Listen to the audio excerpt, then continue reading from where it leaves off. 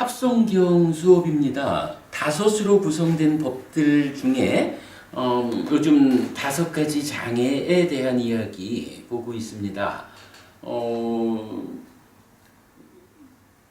까마찬다, 그러니까 소유의 찬다하고 진해, 해태훈침, 들뜨무의 의심, 요 5가지 장애라는 것이 있다. 각각이 무언지 대략 좀 보았었고요. 사실 우리가 주목한 거는 5가지 장애 중에 첫 번째 나오는 거, 까마찬다, 소유의 찬다가 있죠. 그런데 요게 경들에 따라서는 까마찬다가 일반적으로 쓰이지만 경전들에 따라서는 까마라가 욕탐, 욕계 수준의 탐이죠.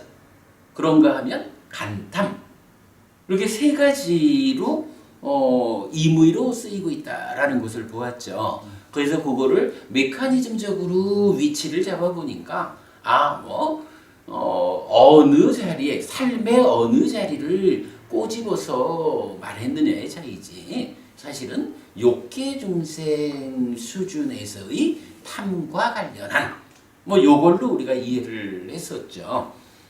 그러면서 이제 5가지 장애는 덮개라고도 되고 장애라고도 된다.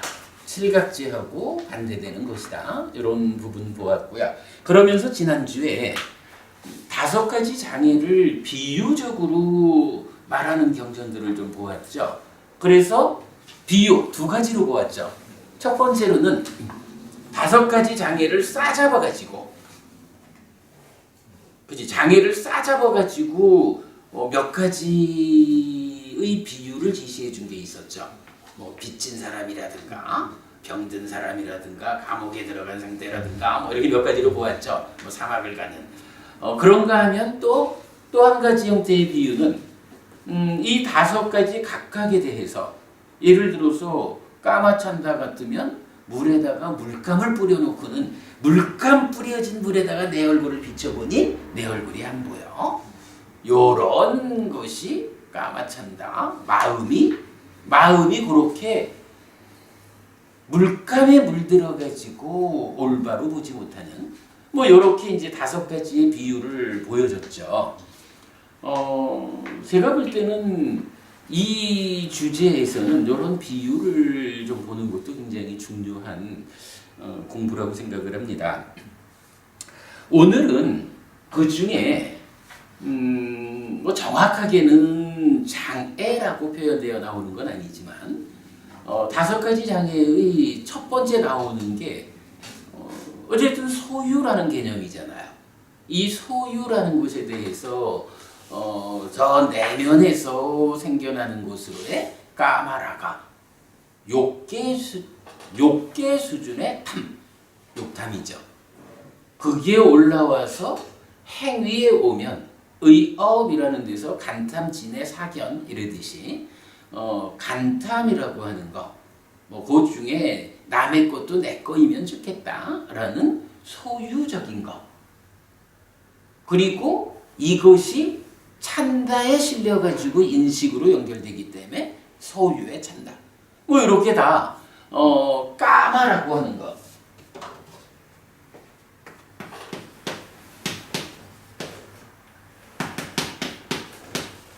욕이라는 말로 한자로 번역되고 우리가 소유라고 번역하는 요 까마라고 하는 것이 어쨌든 5가지 장애 중에는 첫 번째 나오는 그거죠.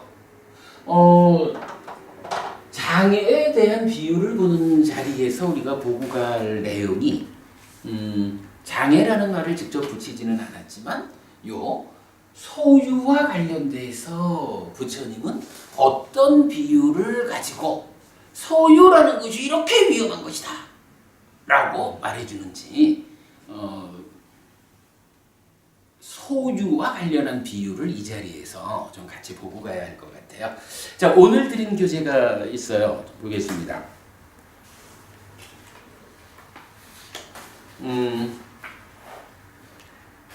한 장짜리 보시면 안구따라니까야 다섯의 모음에 76번 경 드렸거든요. 이 경은 전쟁터로 나가는 병사를 5부리로 구분하는 비유를 적용하여 비유를 5부리로 구분하는 경입니다. 그런데 이 경은 다음 경과 요거 미안합니다. 이거 75번 경에서 쓴 거를 제가 좀 수정을 안 하고 있었네. 근데 이렇게 이 경은 깨달음의 과정으로 제4선 이후 누진을 직접 제시합니다. 제4선 이후에 8방향이거나 육신통이거나 삼명이 제시되는 일반적 경우에 비해 특별함을 보여주는 경입니다. 이런 경우는 해해탈자를 말한다고 보아야 합니다. 제4선 이후 누진하여 깨달음을 성취하는 외기를 보여주는 것입니다. 나머지 7방향 또는 5신통 또는 2가지 명은 수행자의 선택에 의한 부수된 과정이기 때문입니다. 요거는 오늘 주제하고는 상관없지만 잠깐 좀 보고 가죠.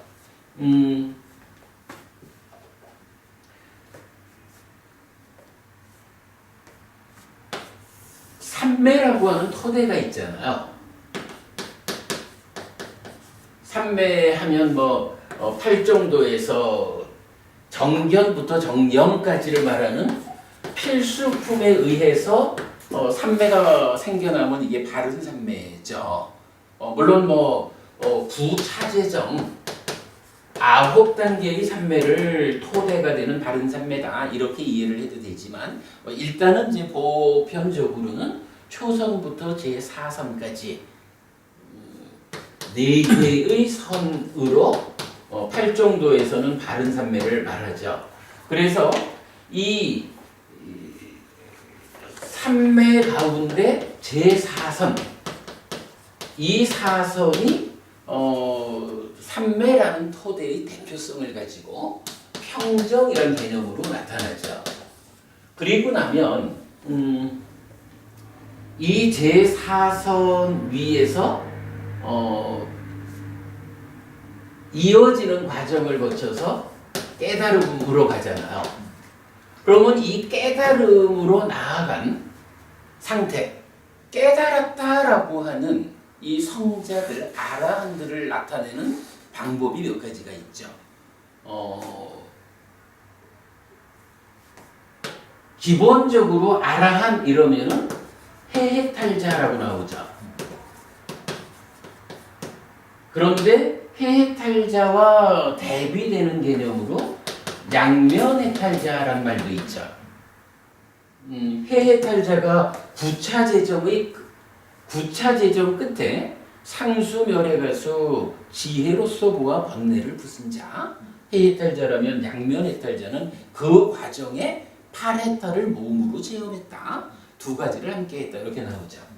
그런가 하면 이제 육신통 아라한도 나오죠. 육신통으로 해탈한 육신통 아라한. 그런가 하면 삼명으로 해탈한 삼명 아라한. 대표적으로 요 4가지 형태의 아라한을 말하게 되죠.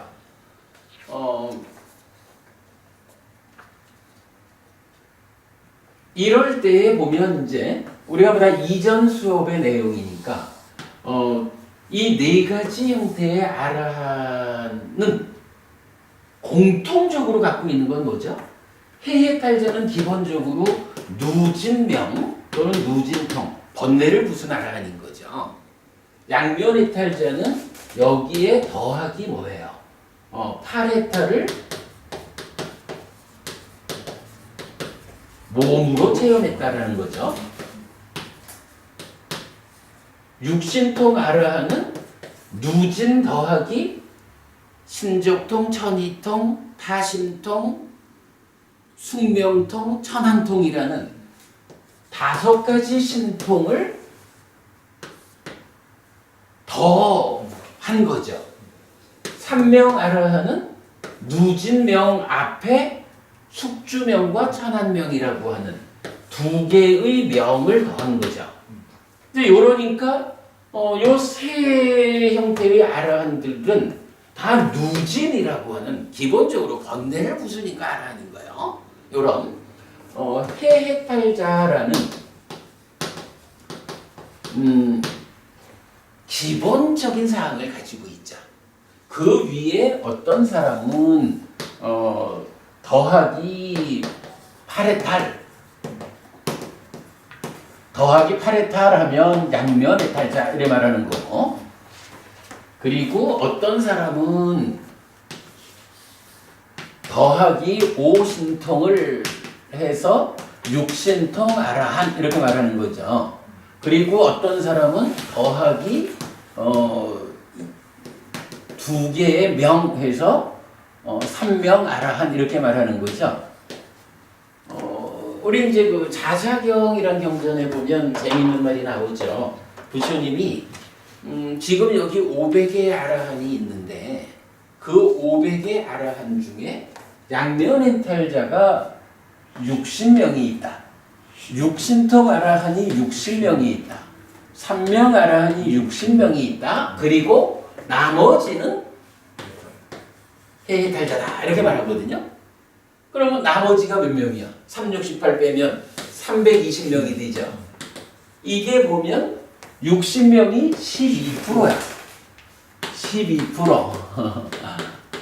그러니까 64%야. 그래서 부처님 당시부터 불교 안에 깨달음을 성취하는 보편적 방법은 해해탈자라. 그러니까 기본적으로 불교 안에서 아라한이 되었다라고 하면 대부분은 64%는 근 3분의 2 정도는 해해탈자라는 거예요. 그러니까 이분들은 어떤 분이냐 하면 아니 내가 번뇌를 부수고 아라한이 되어가지고 죽으면 다시 태어나지 않는 윤회에서 벗어나면 됐지 다른 게 뭐 필요해. 나는 오직 그 한 가지 외길로 가겠어. 이래 해가지고 아라한이 된 사람들이잖아요. 근데 그 중에 어떤 사람들은 그래도 내가 그 깨달음의 과정에서 파레타를 몸으로 체험하는 이런 일을 함께 해야겠어. 이렇게 두 가지 길을 함께 성취한 분은 양면해탈 아라한이죠. 그런가 하면 그 중에 내가 그래도 깨달음의 과정에서 하늘도 날아보고 무리도 걸어보고 하늘 소리도 들어보고 뭐 이런 육신통을 갖춰야겠어. 이래서 다 하면 육신통 아라한. 그 중에 어떤 분들은 내가 그래도 깨달음을 얻기 전에 전생은 좀 보아야겠고 죽고 태어나는 그 과정이 어떻게 되는 건지 직접 좀 봐야겠어. 뭐 그래 하면 삼명아라한 되는 거잖아요. 그러니까 이분들 모두가 기본적으로는 아라한이라고 말하면 번뇌 다한 자, 누진한 자야, 해해탈자야. 거기에 수행자들이 선택적으로 조금 더 부수적인 성취가 있었다라고 하면 나뉘어지는 거죠. 그렇게 이제 자자경이라는 경전에서 보편적인 깨달음은 해해탈자 누진명이다. 이렇게 알려주고 있어요. 그런데 이제 우리가 보면 보통 경전들이 예를 들어서 제일 대표적으로 불교 수행을 말하는 사문과경 같은 경우는 어때요? 사문과경은 요 제4선 이후 깨달음으로 가는 요 과정에 육신통에다가 그 앞에 뭐가 있어요? 지화견 이래가지고 사실은 이 시기 요런 몸에 의지하고 묶여 있구나라고 알고 보게 되는 이거는 무색기로 올라가는 거죠. 그리고 의성심이라는 요런 8개 방향으로 마음을 기울인다 이렇게 되잖아요. 그래서 표현하자면 가장 중심에 있는 경전, 사문과경을 중심으로 이런 제4선 이후 8가지 방향이 선해진다고요. 그런가 하면 또 많은 경전들은 제4선 이후에 우리가 아는 거지만 사띠토대로 가가지고 사티토대 위에서는 육신통만 나오잖아요. 이렇게 이제 육신통을 설하는 경전도 많고, 그런가 하면 또 많은 경전들은 특히 부처님의 깨달음을 말할 때 보면 사선 다음에 삼명을 직접 말한다고.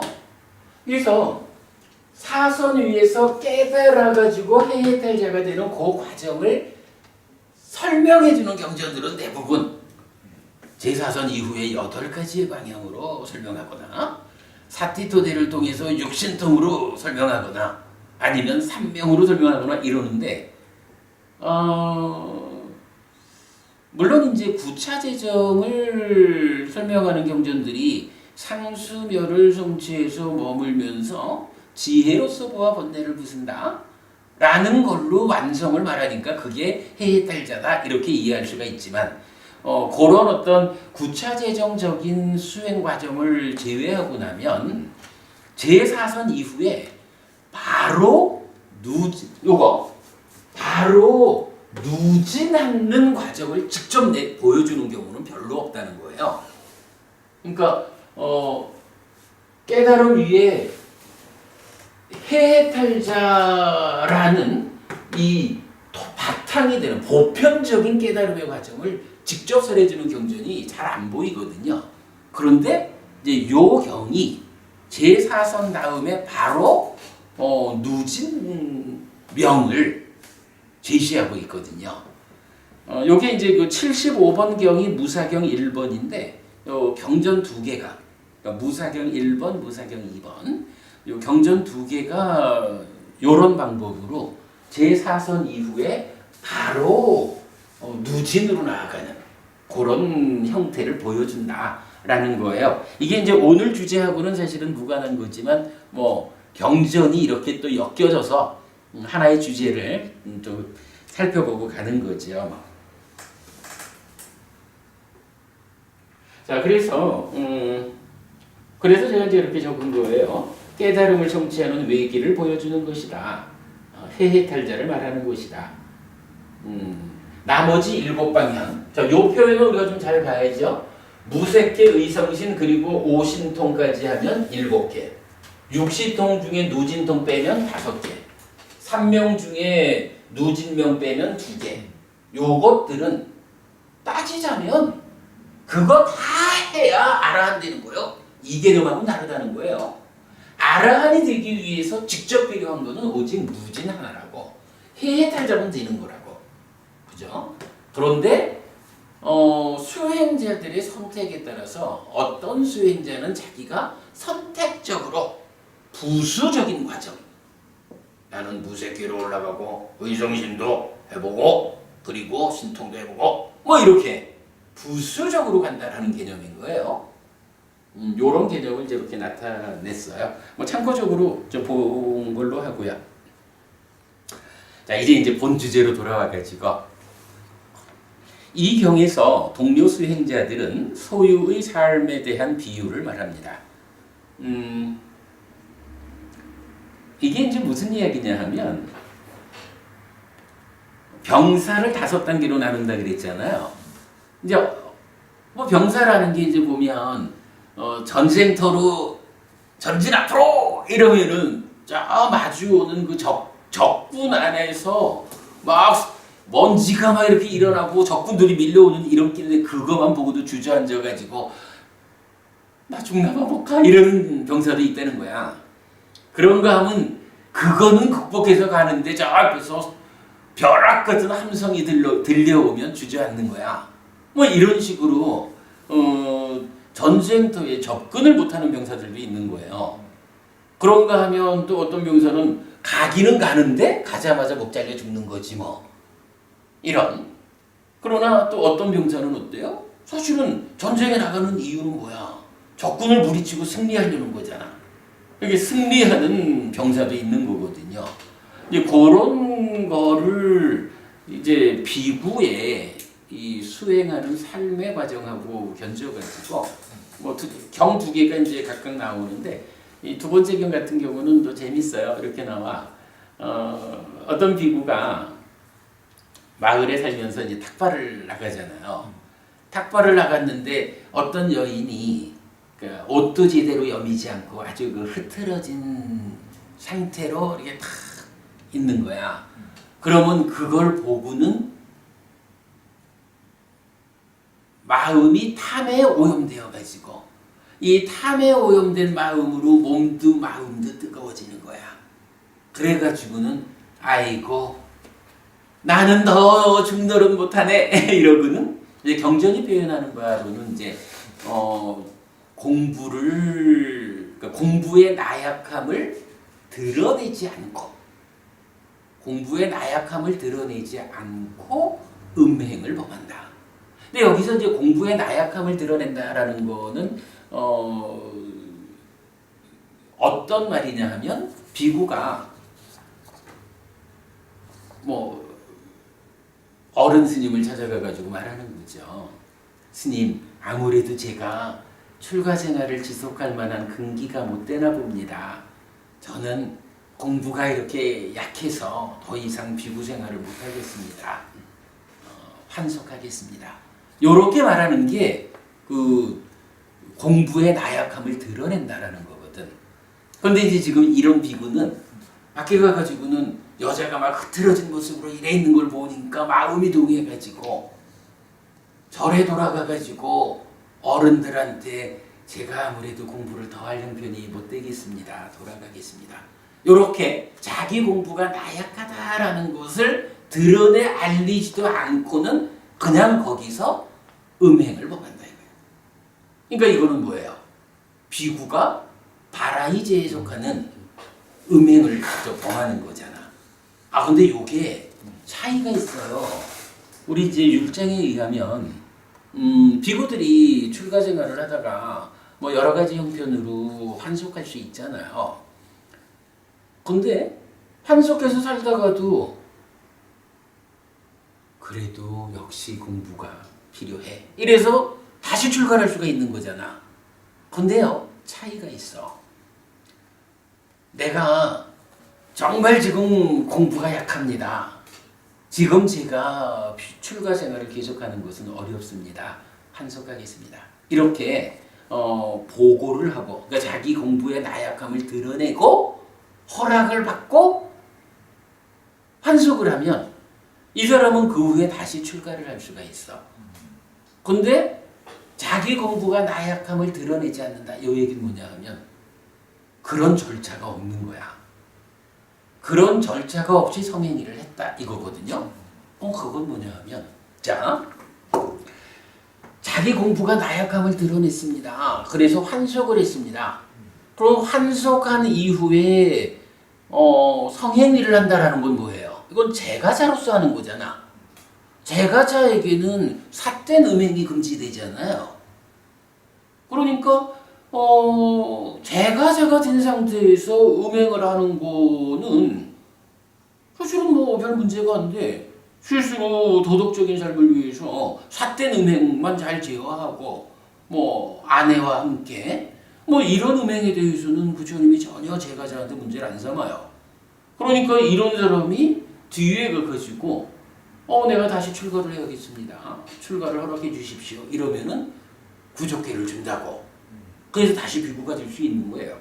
근데 이제 지금 말하는 이런 비구, 여자의 흐트러진 모습을 보고는 자기 공부의 나약함을 드러내 보이고 환속하지 않은 상태에서 그러면 아직까지 비구라는 거잖아.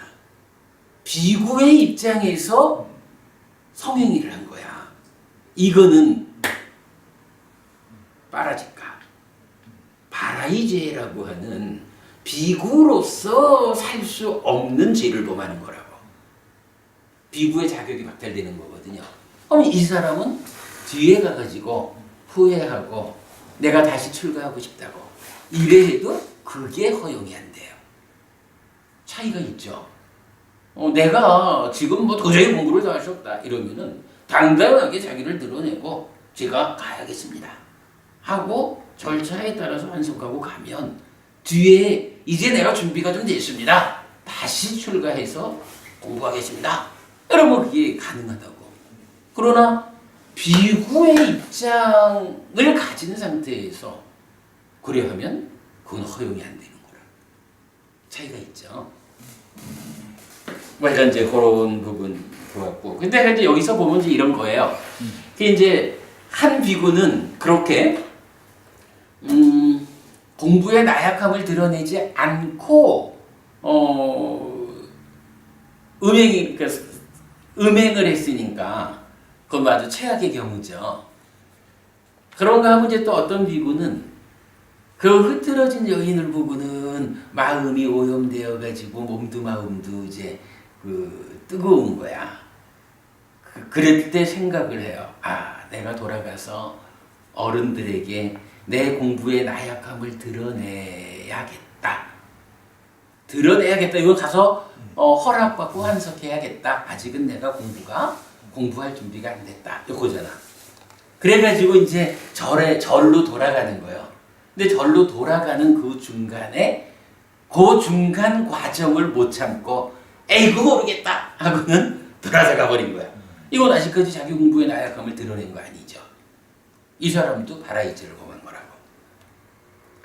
그런가 하면 이제 어떤 사람은 가서 공부의 나약함을 드러내야겠다라고 해서 가가지고 공부의 나약함을 드러내는 거야.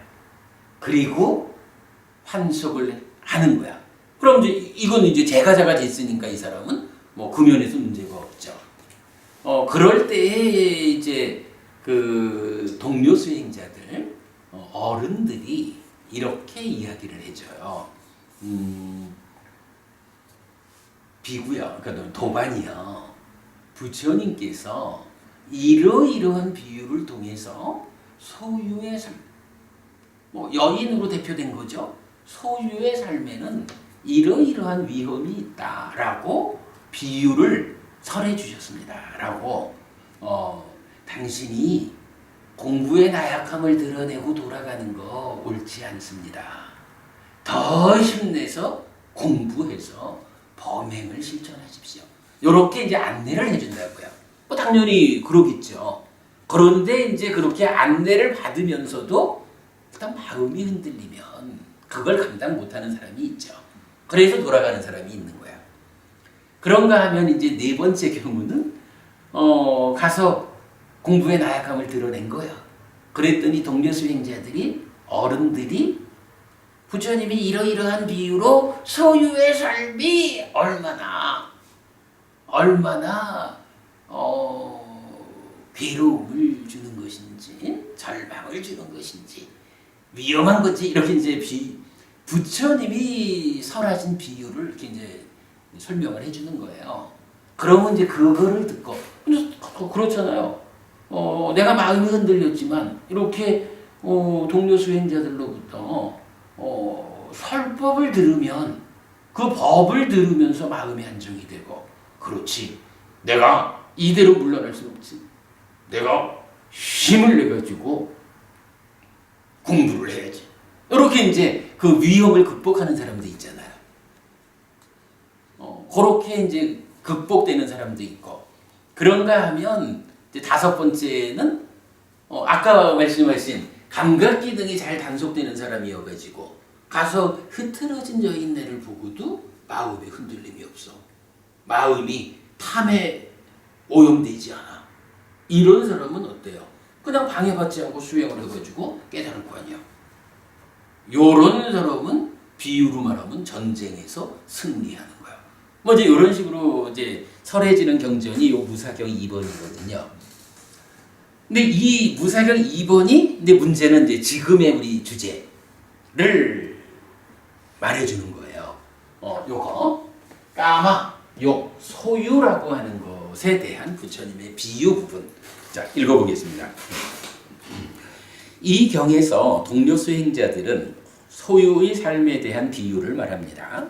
소유의 삶은 매력은 적지만 괴로움이 많고 절망도 많고 위험은 더 많다고 세존에 의해 말해줬습니다.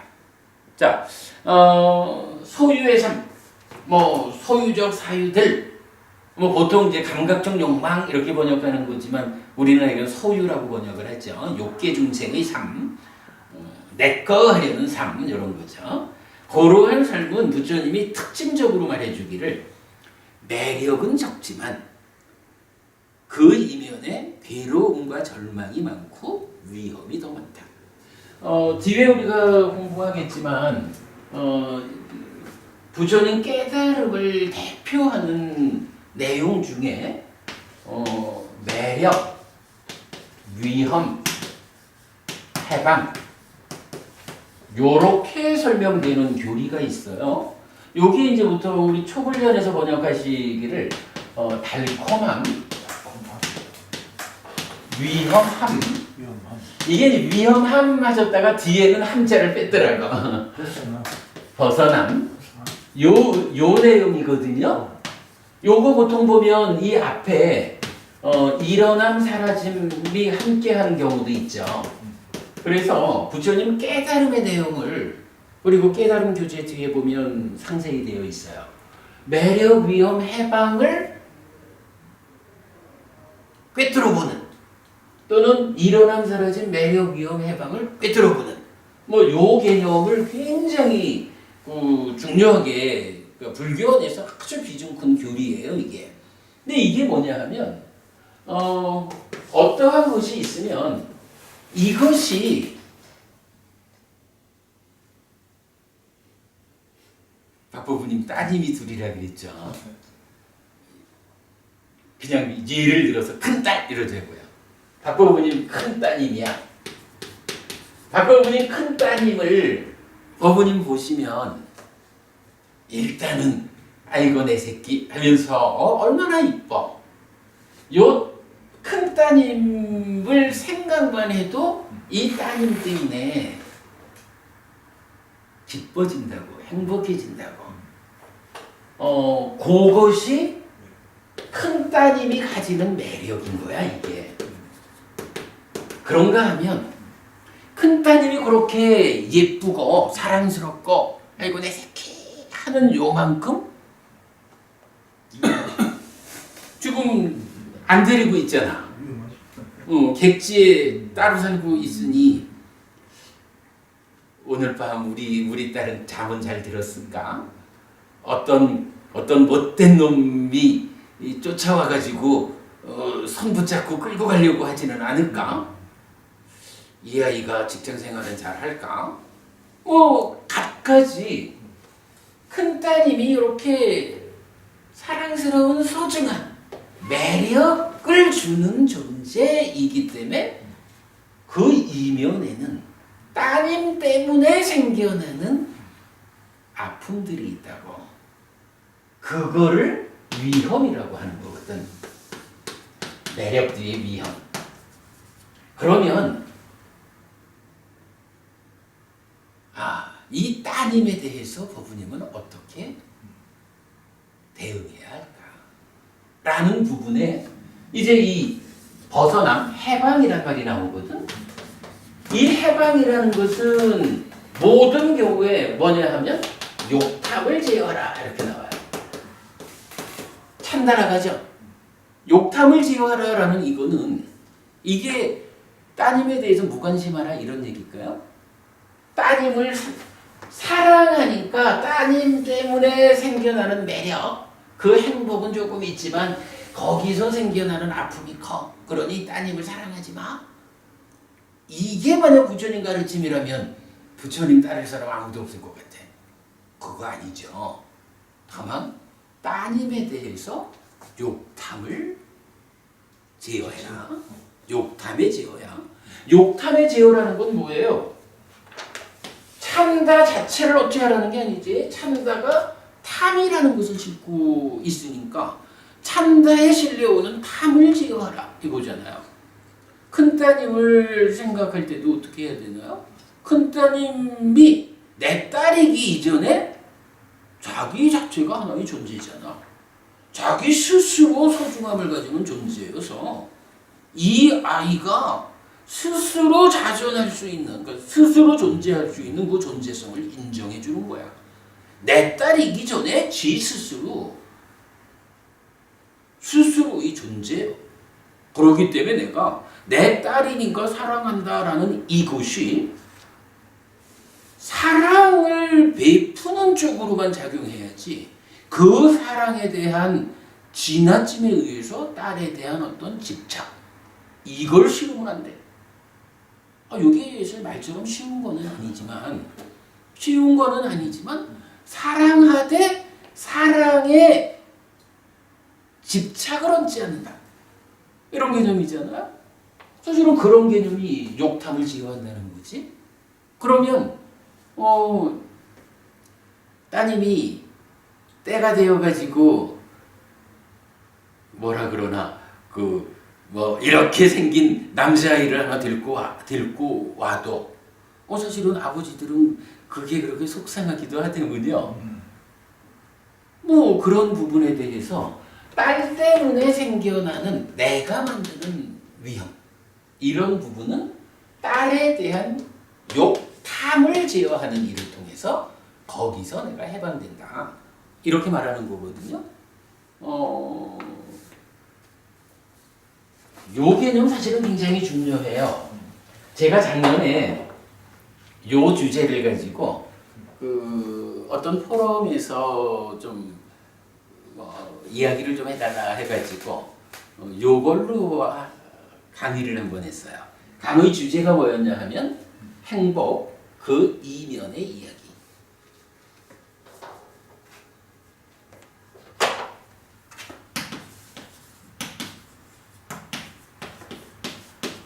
무슨 얘기인가요 이게? 행복하다라고 하면 행복하다라는 게 바로 이 매력이잖아요. 어떠한 것이든지 내가 만나는 것들은 그 자체가 이렇게 그것 때문에 나한테 주는 기쁨, 행복이 있는 거예요. 그게 매력이거든.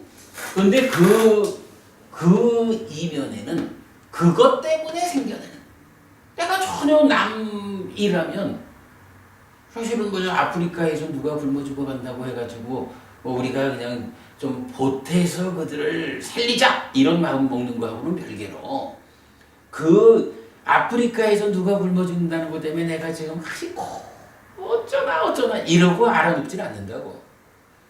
당장 나한테 큰 기쁨과 행복을 주는 내 사랑하는 아이들 그런 것들은 그 아이가 굶는다고 해봐요.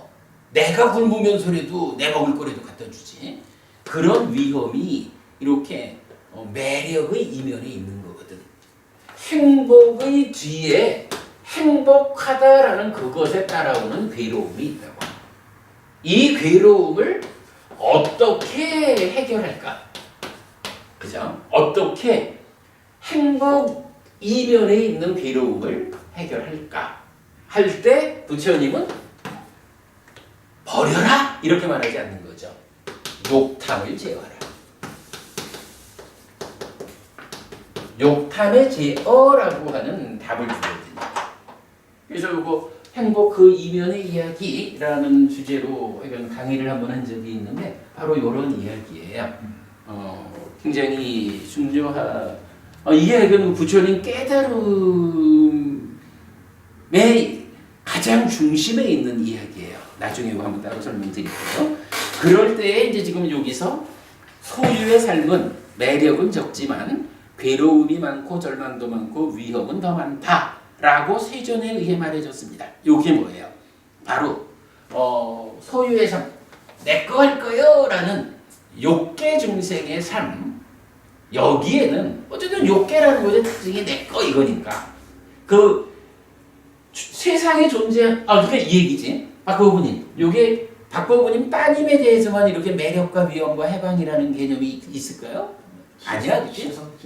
세상 모두가 내 삶에서 만나지는 모든 것들이 나한테 얼마나 행복을 주는 것이고 그 이면에 아픔이 숨어 있고 그것을 벗어나려면 욕탐을 제어해야 돼. 요거잖아요. 존재하는 모든 것들이 다 그런 거거든. 그런데 이제 그 중에 세상에 존재하는 것은 색소영양 미촉 이렇게 이제 물질로 존재하고 있잖아요. 여기에 대해서 삶의 수준은 어떻게 돼? 그거 내 거 하려고 붙잡는 요런 삶을 사는 수준이 욕계잖아. 그냥 존재 자체로 이렇게 접근하면 존재의 삶이죠. 그 가운데 지금 바로 내거 하려고 하는, 그죠? 내 삶에 만나지는 모든 것들을 다 좋은 거는 내 거 해야 되고, 싫은 거는 떨쳐내야 되고, 요런 삶을 사는 존재의 수준, 그 수준에는 이렇게, 우리는 뭐 굉장히 많은 행복이 그것이 주어지는 거로 알지만, 사실은 그 행복은 작다 이거예요. 정보부님 이제 공부를 잘하셔가지고 수행이 힘이 있어져가지고 삼매에 들고 이래서 새끼 무새끼 높은 삶을 경험한다고요. 그 삶을 경험할 때 삼매에서 우리가 말하는 개발된 느낌을 경험하고 있다. 이럴 때에 그 행복의 크기하고 오늘 아주 저녁 잘 먹었어. 아주 오늘 저녁 훌륭했어. 여기 밥 잘 먹고 행복해하는 요거하고 이 크기가 어떨 것 같아요? 이게 사실은 비교거리가 안 되는 거라.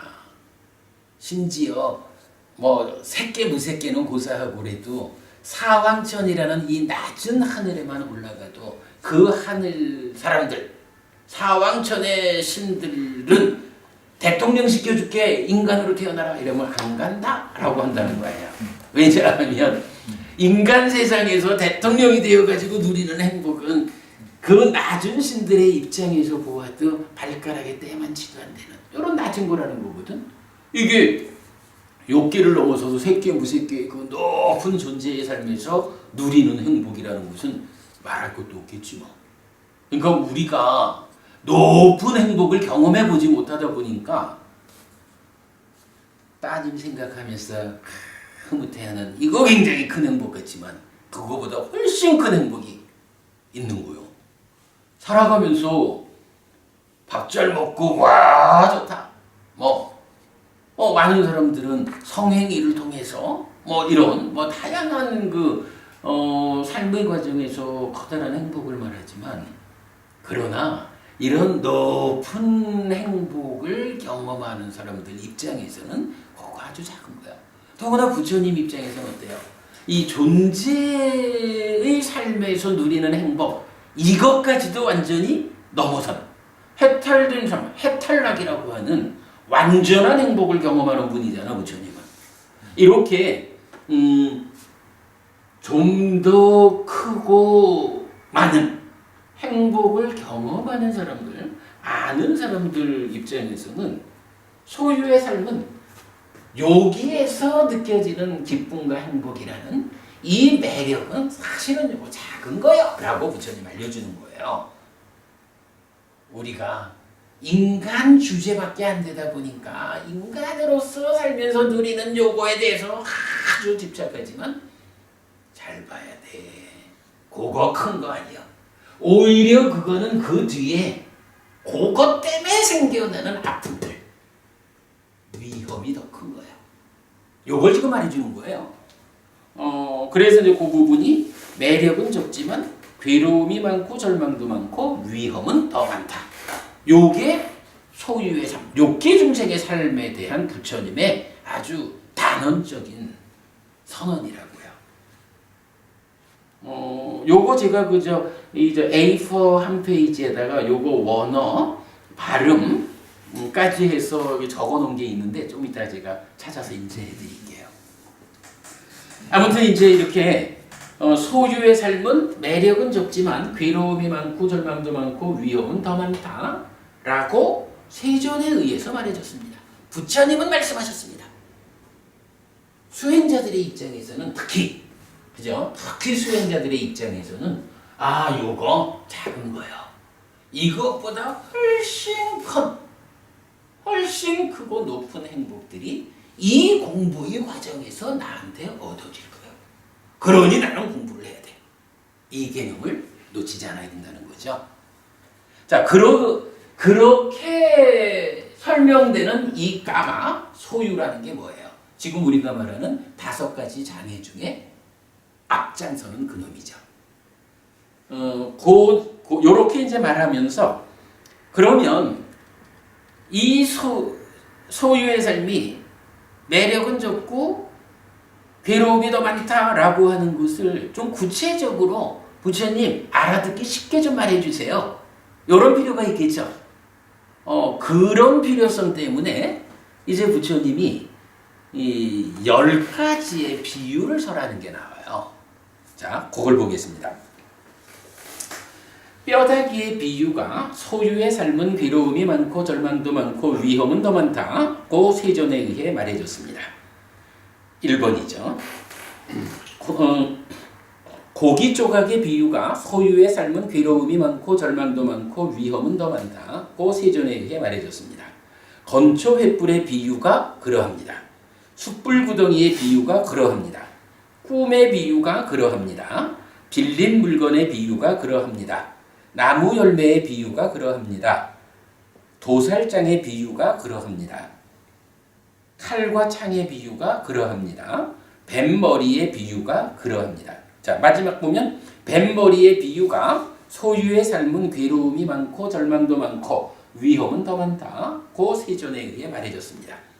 요 내용이 나오거든요. 그러니까 지금 우리가 이제 5가지 장애를 비유적으로 공부하는 요 주제의 일환으로 보는 게 이게 타당하죠. 왜냐하면 첫 번째 장애인 소유 요것에 대한 부처님의 상세한 비유니까 보고 가야 되는 거죠. 그래서 이제 이렇게 10가지 비유가 제목으로 나타나거든요. 그 밑에 달라 볼게요. 이렇게 소유의 삶은 1. 뼈다귀의 비유 2. 2번 고기 조각의 비유입니다. 고기 조각의 비유 3. 건초 횃불의 비유 4. 숯불 구덩이의 비유 5. 꿈의 비유 6. 빌린 물건의 비유 7. 나무 열매의 비유 8. 도살장의 비유 9. 칼과 창의 비유 10. 뱀머리의 비유의 10가지 비유로 설명됩니다. 자, 이 경에서 이렇게 소유의 삶에는 이렇게 삶은 이러하다라고 부처님이 10가지의 비유를 들어주셨습니다. 그러니 여기 아까 내용이 뭐예요? 흐트러진 여인을 보고는 공부의 나약감을 드러내고 환속할까요? 라고 돌아온 비구한테 동료 수행자들이 또 어른들이 네가 거기서 마음이 흔들려서 가봐야 부처님이 이렇게 비유로 말씀해주는 너 지금 그 흐트러진 여인에게서 생기는 어떤 기쁨과 행복이라는 그 매력에 붙잡혔지 그 뒤에 숨어있는 위험이 얼마나 큰지 아니? 너 가는 순간 후회해. 그러니 그 흐트러진 여인이라는 그 여인에 대한 내 마음의 탐을 버려야 돼. 탐을 제거해야 돼. 이렇게 지금 설명을 해주는 거잖아요. 그런데 이제 어떤 비구는 그 말씀을 듣고도 이겨내지 못하고 나가는 비구도 있고 어떤 비구는 고맙습니다. 제가 마음을 돌이켜서 공부하겠습니다. 이런 비구도 있다는 거잖아요. 이제 그런 이야기거든요. 그런데 이제 요렇게 10가지 비유가 소개되는 경전이 또 하나가 있어요. 맞지마니까야 22번째 경이 뱀의 비유 경이거든요. 굉장히 그 중요한 경인데 뒤에 한번 보기로 하고 뱀의 비유경에서도 동일하게 나타납니다. 그런데 정보부님 이렇게 이제 10가지 비유가 표현하자면 제목으로 알려졌잖아요. 그러면 여기서 첫 번째 나오는 뼈다귀의 비유. 뼈다귀의 비유는 부처님이 뼈다귀의 비유를 설했다. 이렇게 알아가지고 우리한테 공부가 되나요? 뼈다귀의 비유가 구체적으로 무언지 그 내용이 알려져야 되잖아. 그래 우리가 경전을 꿰는 일이 중요해요. 맞지마니까야 54번 경이 뽀달리아 경이에요. 뽀달리아 경에서 이 경에서 이제 구체적인 그러니까 뼈다귀의 비유가 구체적으로 무언지 이 내용이 나타나는 거야. 그러면서 근데 이제 어쨌든 이제 10가지 비유가 있다 그랬으니까 우리가 10가지 비유를 다 알아야 되잖아요. 뽀달리아경에 10가지 중에 앞에 7가지 비유가 나타나요. 부처님이 직접 뽀달리아 장자한테 이러이러하다 라고 하면서 7가지 비유를 상세히 설명을 하는 거야. 그런데 이제 나머지 뒤에 있는 3가지 비유는 찾아지질 않아요. 뭐 그래도 일단 이건 부처님이 소유라는 것이 얼마나 위험한 것인지 매력은 작고 위험은 크다. 그러니 잘 해방돼야 한다. 이 주제를 비유로 설한 게 10가지가 있다. 라고 아는 가운데 그래도 그 중에 7가지는 상세하게 우리가 그 비유를 아는 거예요. 본래 오늘 이제 그 7가지 비유를 말씀드리려고 요 두 번째 교재 뽀달리아경 나눠드렸는데 오늘은 이 뽀달리아경까지의 연결 과정 어떤 의미의 비유를 우리가 보려 하는 것인지 거기까지만 한 거로 하고요. 뭐 오늘은 뭐 이건 앞에 그 좀 부수적으로 뭐 대화한 내용들이 좀 있다 보니까 뭐 진도는 못 나갔습니다만은 그래도 이렇게 그 소유의 삶에 대한 10가지 비유가 있는데 그 중에 7가지가 뽀달리아경에서 상세히 비유 자체가 소개되고 있다. 다음 주에 공부하자. 라는 것까지 한 거로 하고요. 오늘 마치도록 하죠. 네, 수고하셨습니다. 수고하셨습니다.